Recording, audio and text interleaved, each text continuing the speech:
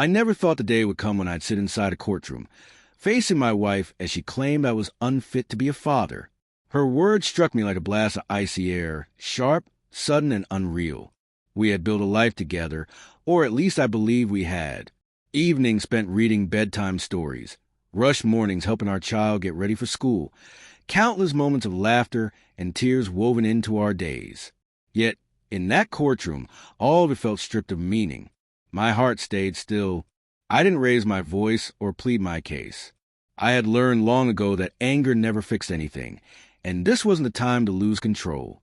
She spoke with rehearsed precision, recounting every mistake, magnifying every flaw, and painting a version of me that I hardly recognized. Around us, quiet nods and murmurs rippled through the courtroom, as if every word she said was gospel. I lowered my gaze to my hands, feeling the invisible weight of judgment pressing in on all sides. But deep down, I reminded myself that none of this defined me, not as a man and certainly not as a father. Every scraped knee I had patched up, every whispered comfort in the dark, every effort to guide and protect. All those moments were real, even if no one else in that room could see them. Then came the moment I never saw coming. My 6-year-old, wide-eyed and innocent, tugged at the edge of the bench and asked a question so simple, yet so piercing that it silenced the entire room. Everyone turned to look, waiting, and in that instant, I understood.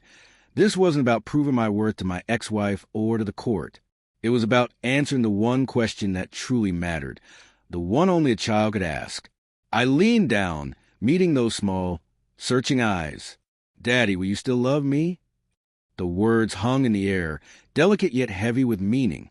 It was the first time anyone had reminded me what truly mattered amid the noise of accusation and judgment. I swallowed, steadying my voice. "Always," I said. No grand speech, no dramatics, just the truth.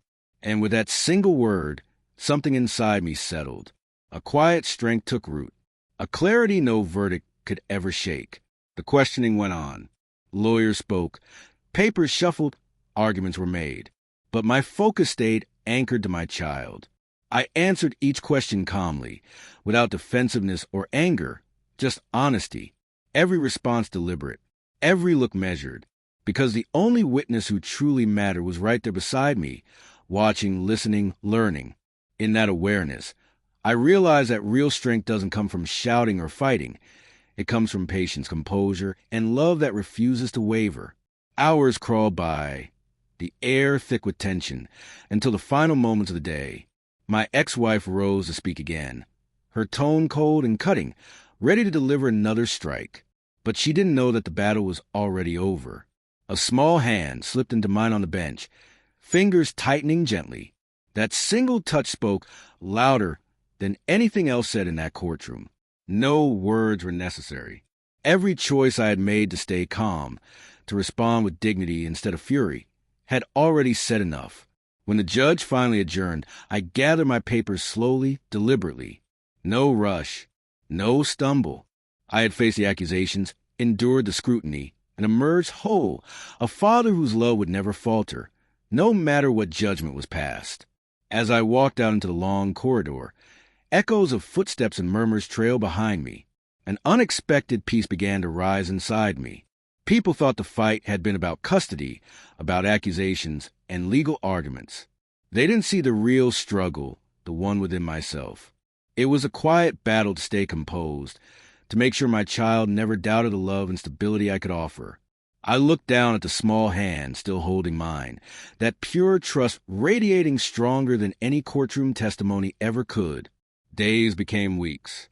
The legal process moved forward.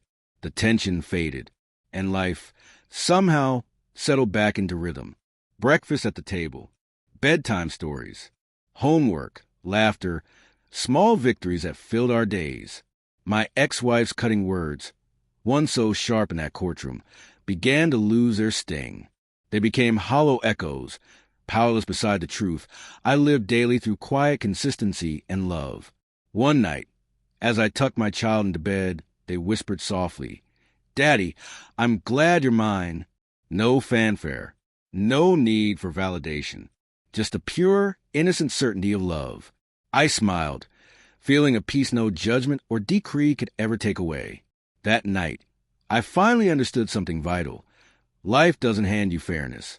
The world will doubt you, misjudge you, and sometimes try to break you. But true strength isn't loud. It isn't vengeance or fury. It's the quiet courage to walk through fire calmly, with love, integrity, and a resolve to prove, through your actions alone, that nothing and no one can take away what truly matters.